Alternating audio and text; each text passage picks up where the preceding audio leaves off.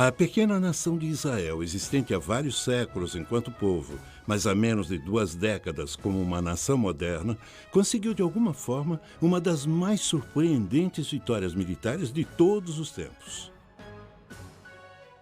Em 1967, durante apenas 6 dias, Israel venceu as forças inimigas cuja superioridade numérica era de 2-1.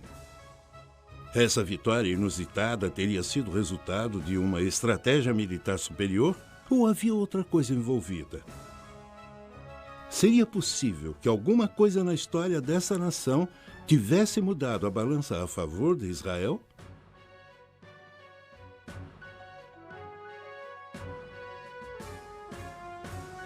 Dada a moderna tecnologia militar, como seria possível tal vitória milagrosa?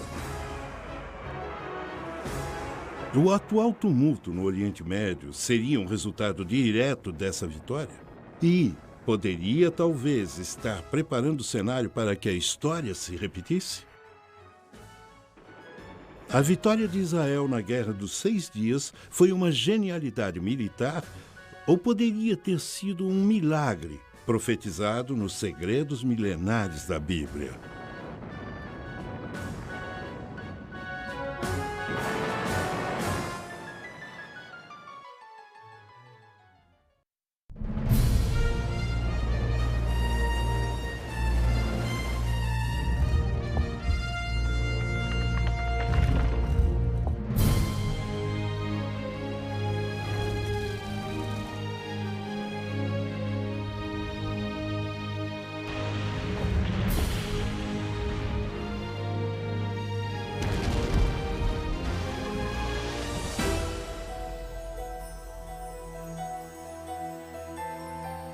Vamos agora percorrer as páginas do primeiro registro contínuo da história da humanidade, o livro que chamamos de Bíblia Sagrada, enquanto continuamos a investigar algumas de suas histórias mais controversas, tentando responder certas perguntas bastante difíceis. Será a Bíblia um registro confiável de intervenções milagrosas de anjos, apóstolos e do poder da oração? Ou não passa de uma coleção de histórias e mitos como sugerem alguns críticos da atualidade? Tanto céticos em relação à Bíblia quanto proponentes ao redor do mundo contribuíram para essa empolgante discussão. Algumas dessas revelações bíblicas poderão chocar e surpreender. Segredos Milenares da Bíblia, Série 2. A Guerra dos 6 Dias. Foi a Guerra dos 6 Dias um milagre? No final de maio de 1967, Nasser, presidente do Egito, ameaçava Israel de total aniquilação. A União Soviética e os Estados Unidos se posicionaram em defesa de seus respectivos aliados. Os soviéticos vinham suprindo o Egito e seus vizinhos árabes com armamentos e apoio, e os Estados Unidos firmaram sua posição ao lado de Israel, mas ninguém acreditava que a pequena Israel pudesse enfrentar um ataque maciço de seus vizinhos árabes. Ninguém a não ser Israel. Nasser recebera o que acreditava ser informações confiáveis sobre o movimento das tropas de Israel que estariam se concentrando na fronteira da Síria, mas essa informação provou ser completamente falsa. Talvez o aspecto menos conhecido dessa teoria da conspiração seja o envolvimento da União Soviética. Os registros históricos mostram que a União Soviética intencionalmente deu aos egípcios informações erradas sobre as tropas israelenses estarem se intensificando na fronteira da Síria. Eles calcularam que isso provocaria uma resposta de Nasser. E, aparentemente, era exatamente o que queriam. Alguns egípcios acreditam que os soviéticos passaram relatórios falsos da concentração de tropas israelenses para mostrar o quanto dependiam dos soviéticos. Mas, do ponto de vista israelense, alguns acham que os soviéticos tentaram iniciar uma guerra que resultaria na destruição de Israel.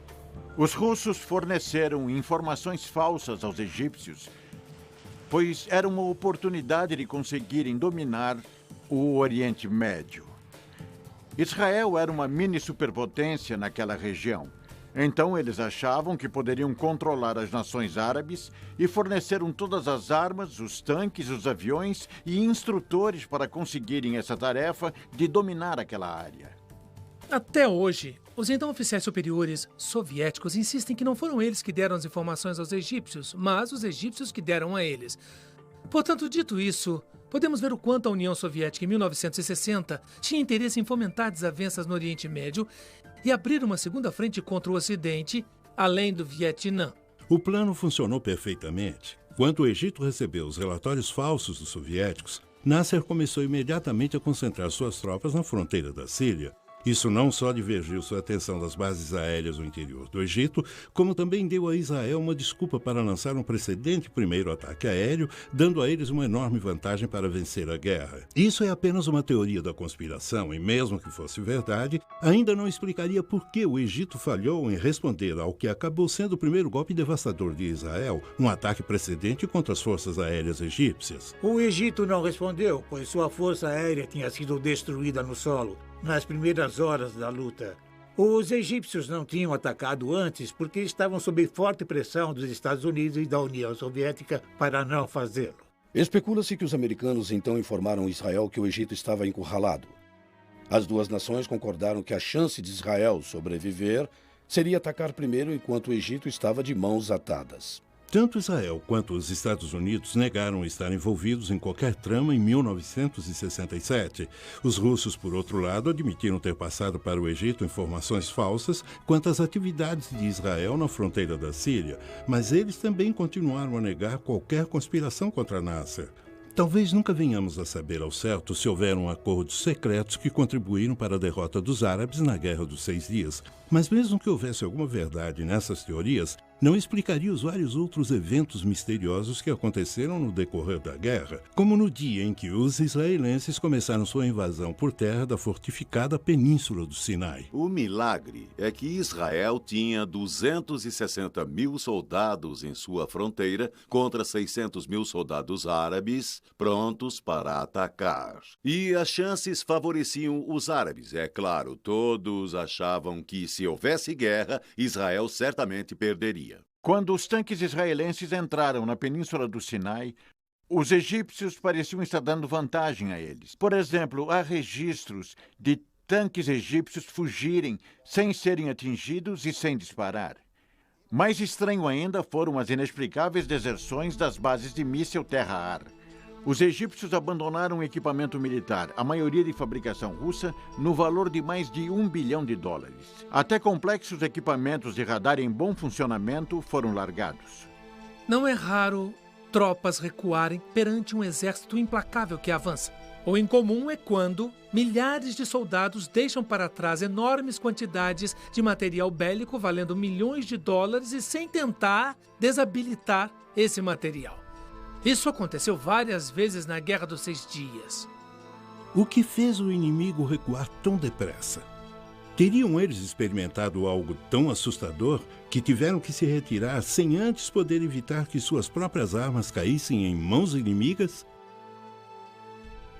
Depois de sua derrota na Guerra dos 6 Dias, os líderes árabes foram criticados pelos amigos e aliados. Como puderam ser derrotados tão facilmente e tão depressa também pelas forças de combate israelenses? O presidente egípcio Nasser continuou culpando a intervenção americana no conflito pela derrota do Egito. Então é possível que os Estados Unidos tenham fornecido armas secretas a Israel e mantido isso em segredo por todos esses anos? Certamente não é raro uma arma de destruição em massa mudar o rumo da guerra, e todos sabemos que a bomba atômica é um bom exemplo. Durante a Segunda Guerra Mundial, os japoneses tinham prometido lutar até a morte, mas quando os Estados Unidos lançaram seu poderio nuclear em Hiroshima e Nagasaki, os japoneses não tiveram outra escolha senão se render. Quando os Estados Unidos lançaram a bomba atômica, não era mais segredo. Isso provou que eles não só a possuíam, mas estavam prontos para usá-la. Que tipo de arma secreta Israel poderia ter lançado em total silêncio nos árabes, sem que eles suspeitassem? Se isso fosse possível, não teria sido a primeira vez na história dessa nação preparada para o combate. Os escritos da Bíblia falam de muitas batalhas. Batalhas cuja maioria os israelitas venciam. E venciam não porque eles fossem mais numerosos, nem por serem mais fortes, mas Porque eles possuíam uma arma secreta muito importante: a Arca da Aliança. Para os israelitas, essa era a moradia de Deus. Talvez o exemplo mais conhecido do poder da arca numa batalha nos é dado no livro de Josué, em A Conquista de Jericó. Deus disse para Josué mandar seus soldados marcharem ao redor da cidade durante 6 dias, carregando à frente a Arca da Aliança. No 7º dia, eles marcharam em volta da cidade novamente, mas dessa vez os sacerdotes tocaram as trombetas de chifre de carneiro e as muralhas de Jericó, como sabemos, ruíram.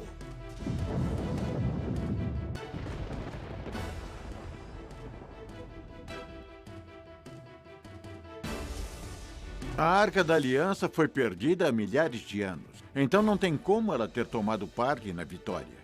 Mas eu acho que havia uma arma secreta, provavelmente fornecida pelos Estados Unidos. Os americanos devem ter passado informação da inteligência aos israelenses, mas negam terem feito alguma coisa além disso. As alegações sobre arma secreta eram totalmente infundadas.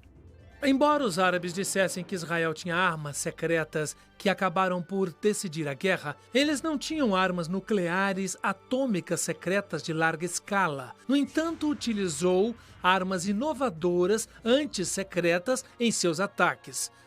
Na Batalha de Jerusalém, por exemplo, os bunkers israelenses que estavam de frente para os jordanianos tinham mísseis superfície secretos. E assim que os jordanianos começaram a bombardear o oeste de Jerusalém israelense, esses mísseis conseguiram arrasar, em questão de minutos, os bunkers jordanianos. Se as teorias da conspiração não podem explicar a surpreendente vitória de Israel na Guerra dos 6 Dias e não havia nenhuma arma secreta, devemos procurar outra opção. Talvez tenha havido uma intervenção de outro tipo que levou o general Mordecai Hod a dar a seguinte explicação. Ele disse: quando nossa nação é encurralada, ela se ergue e revida em dobro. Esse espírito é a arma secreta do povo de Israel. A força e a coragem do povo israelita certamente tiveram muito a ver com a sua vitória milagrosa. Mas teria havido outra força atuando no conflito? Uma força sobrenatural? Seria possível que os grandes profetas do passado de Israel estavam para receber o que lhes é devido? E quem confirmaria essa intervenção milagrosa? Os israelitas ou os árabes? Por milhares de anos, o povo israelita foi espalhado pelas nações frequentemente mais hostis do mundo. No entanto, uma esperança e uma herança em comum o mantiveram unido, apesar da fé e a coragem do povo judeu terem sido testadas ao limite extremo e além. O ano que vem, em Jerusalém, foi o laço comum que uniu geração após geração a duradoura esperança de retornarem à sua terra natal. Talvez por causa disso, o espírito coletivo e resoluto dos israelitas se endureceu como aço, tornando-os um dos guerreiros mais destemidos da terra. Isso explicaria como eles superaram os terríveis desafios para vencerem a Guerra dos 6 Dias? Talvez, mas também pode ter havido outra explicação. Estou convencido de que houve intervenção divina na Guerra dos 6 Dias. Comparando os dois exércitos, o seu tamanho, o número de soldados e comparando também o impressionante maquinário, você vê que era impossível isso ter acontecido sem uma ajuda externa. Israel era uma nação contra um mar de estados árabes. Parecia que iríamos perder e deixar de ser uma nação entre nações. Quando vencemos, especialmente quando liberamos a cidade sagrada de Jerusalém, não tínhamos a menor dúvida que essa era mesmo uma guerra, uma vitória projetada por Deus. Vários acontecimentos da Guerra dos 6 Dias são muito difíceis de explicar. Parecem pertencer mais a um âmbito sobrenatural do que natural. Sempre pareciam estar atuando a favor de Israel. Um cabo feminina estava num jipe com o comandante do regimento de uma unidade de blindados quando viu imediatamente surgir um fogo imenso em seu caminho. O comandante não conseguia ver nada, e a moça, pensando que os óculos dele estivessem cobertos de areia, gritou para que ele desviasse para o lado. Ele se convenceu do perigo, pois conhecia a moça o bastante para confiar em seu julgamento, embora não visse nada no caminho. Mesmo assim, desviou para uma outra passagem que surgiu entre as dunas. A coluna de veículos atrás deles os seguiu.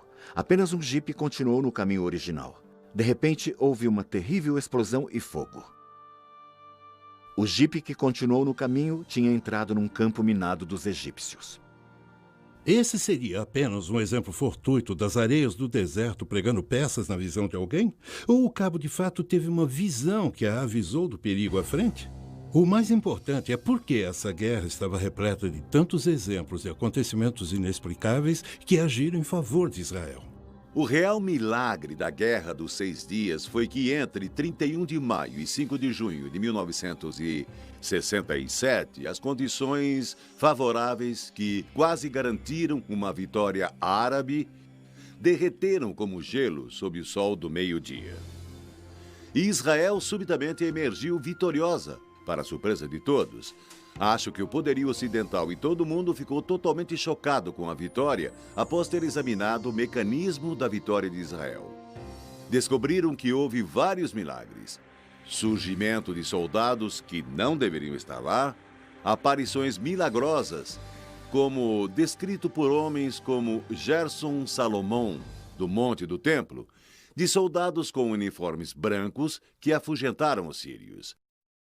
Ele conta a história de como eles salvaram sua vida. E mais tarde, ninguém conseguiu explicar aqueles soldados com uniformes brancos. Israel é um milagre. E como Deus aparece nos campos de batalha e na história de 4.000 anos, é um milagre. Na batalha que levou à Guerra dos 6 Dias, na fronteira de Israel com a Síria, fui muito ferido durante uma batalha longa e muito difícil. Um tanque me atropelou, então eu fiquei estirado no chão, quase morto. Eu só tinha minutos de vida. Centenas de soldados sírios vieram das montanhas e me cercaram. Nos meus últimos instantes de vida, podia ouvi-los carregando as armas para me matar. De repente, quando estavam prontos para atirar, deram as costas e voltaram rápido para as montanhas. No mesmo instante, eu vi uma luz imensa me cobrir de todos os lados e ouvi a voz de Deus falando com o meu coração. Você não vai morrer aqui, Salomão. Então seja forte, eu estou com você. Poucos instantes depois, os soldados israelenses me levaram para o hospital. Um fato inusitado ocorreu poucas semanas depois.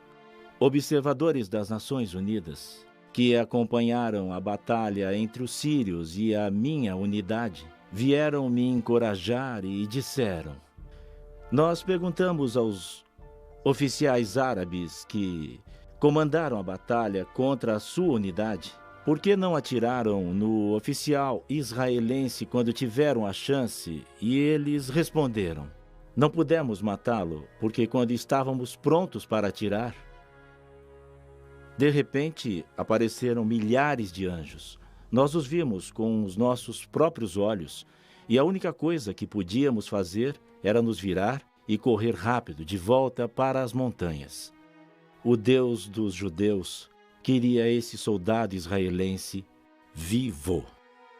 Outro grande milagre aconteceu no Sinai, quando um soldado israelense que tinha perdido a sua unidade e estava sozinho, de repente viu uma unidade militar de milhares de egípcios. Eram milhares de egípcios. Quando eles o viram, ergueram as mãos e, de mãos erguidas, andaram até ele, prontos para serem aprisionados. Ele ficou surpreso, não acreditava no que via, mas os levou como prisioneiros. Eles o seguiram até a unidade principal da qual ele havia se perdido. Ao chegar à unidade, sua unidade ficou chocada. Eles não podiam acreditar. Um soldado israelense sozinho, levando atrás de si milhares de soldados egípcios de mãos erguidas, prontos para serem presos. Então eles levaram os soldados presos e depois interrogaram os oficiais egípcios. O que houve? Como se renderam a um soldado israelense? E eles responderam: ele não estava sozinho. Junto dele haviam milhares e milhares de anjos, com armas em suas mãos, prontos para atirar. E eles disseram: Estamos prontos para lutar contra soldados israelenses, mas não estamos preparados para lutar contra os anjos de Deus. Comparando os dois exércitos, seu tamanho, o número de soldados e também comparando o seu maquinário, vê-se que jamais poderia ter acontecido sem uma ajuda externa. Se olharmos as Escrituras, nós vemos que Elias também esteve rodeado pelo inimigo a um dado momento. Seu servo disse: "O que vamos fazer?" Ele disse: "Senhor, abra os olhos dele." De repente, seus olhos se abriram para os seres sobrenaturais. E o mesmo é verdade nessa guerra. A história nos diz que os egípcios estavam subindo para a fronteira do sul de Israel quando uma mão, de repente, saiu do céu. Então eles ficaram com muito medo e fugiram. E essa história foi contada pelos egípcios, que disseram que algo sobrenatural havia acontecido. Essas não são apenas histórias místicas de livros. Isso é realidade na vida de Israel. Teria sido isso que o Senhor tinha em mente quando disse ao povo judeu em Levítico 26, versículos 7 e 8? Perseguireis os vossos inimigos, que cairão à espada diante de vós. 5 de vós perseguirão 100, e 100 dos vossos perseguirão 10.000. Tal ocorrência deixaria pouca dúvida quanto a quem era o seu protetor. Desde 1948, Jerusalém, o centro da fé judaica e sagrada para o cristianismo e o islã, tem sido uma cidade dividida. Israel controlava a metade ocidental da cidade e a Jordânia retinha o controle da metade oriental, que era a cidade antiga.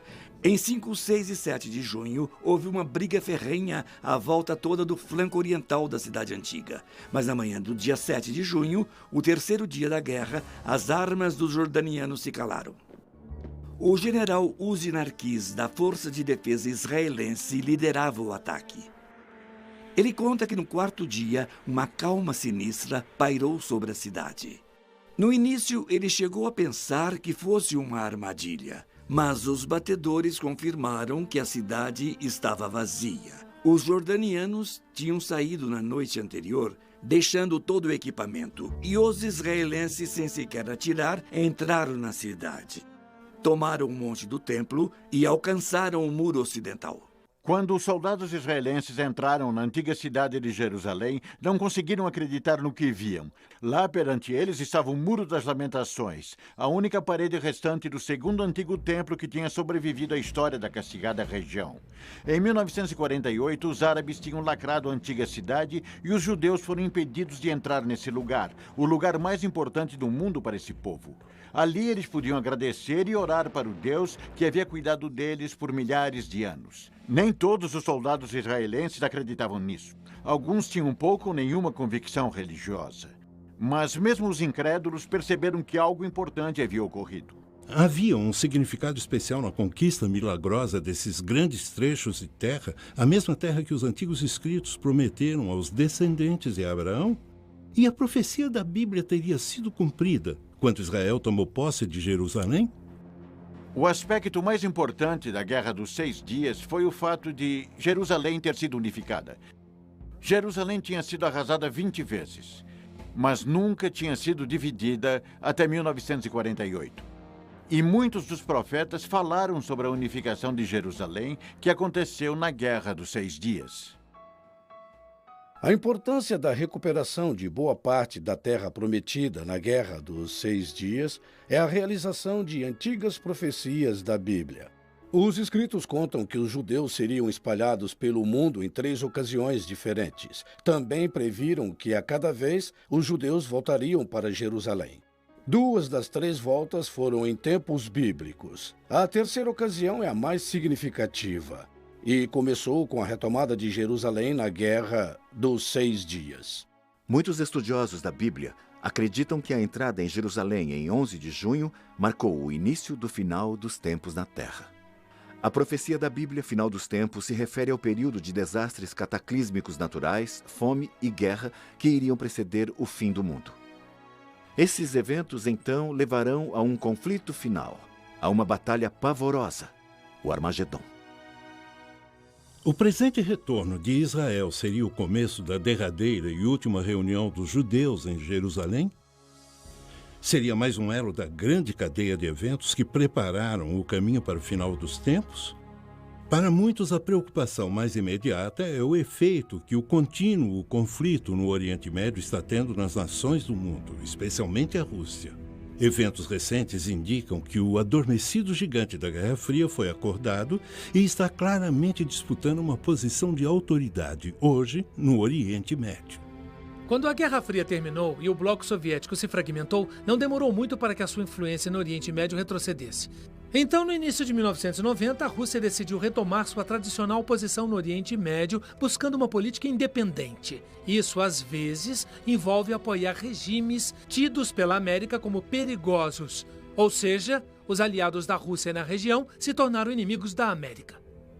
Em anos recentes, as tentativas de se levar paz duradoura ao Oriente Médio têm continuado, mas sinto que não, elas desabam sob o peso do antigo conflito. Por outro lado, estudiosos da Bíblia argumentam que cada vez mais as antigas profecias relativas a Israel estão sendo cumpridas. Isso significa que a Bíblia nos dá um mapa confiável do que esperar a seguir nessa região? Desde a sua vitória milagrosa na Guerra dos 6 Dias, Israel tem mantido uma posição tenaz nessa antiga cidade na colina. De fato, grande parte das terras pelas quais Israel lutou durante o conflito permanece sob seu controle. Mas por quanto tempo?